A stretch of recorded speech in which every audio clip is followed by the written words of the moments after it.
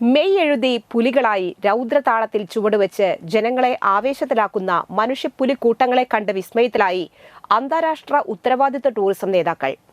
10 രാജ്യങ്ങളിൽ നിന്ന് വിവിധ ഇന്ത്യൻ സംസ്ഥാനങ്ങളിൽ നിന്നും കേരള ഉത്തരവാദിത്ത ടൂറിസം മിഷൻ സൊസൈറ്റിയുടെ നേതൃത്വത്തിൽ തൃശൂരിൽ ശ്രീജീവം ഉത്തരവാദിത്ത ടൂറിസം മിഷൻ ക്ലബിന്റെ സംഘാടനത്തിൽ തൃശൂരിന്റെ സ്വന്തം പുലിക്കളി മഹോത്സവം ആസ്വദിച്ചു.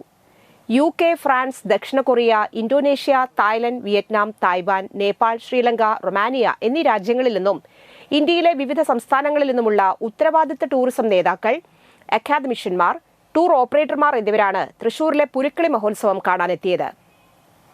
ടൂറിസം മന്ത്രി PA മുഹമ്മദ് റിയാസിന്റെ നിർദ്ദേശാനുസരണം കൾച്ചറൽ എക്സ്ചേഞ്ച് പ്രോഗ്രാം സംഘടിപ്പിച്ചു.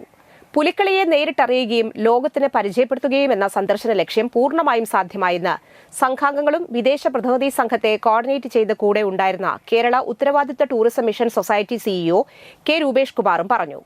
രാവിലെ സീതാറാമിൽ ലൈൻ ദേശത്തെത്തിയ സംഘത്തിന് സംഘാടകരുടെ നേതൃത്വത്തിൽ വൻ വരവേൽപ്പൊരുക്കി.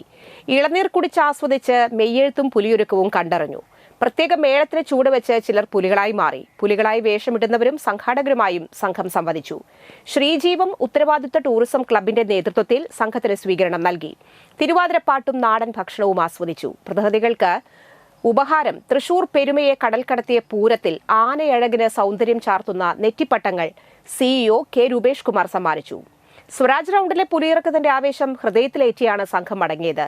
ഇതാദ്യമായാണ് ഇത്രയധികം രാജ്യങ്ങളിൽ നിന്നുള്ള പ്രതിനിധി സംഘം കേരളത്തിൽ ഓണവും പുലിക്കളിയും കാണാനെത്തുന്നത്.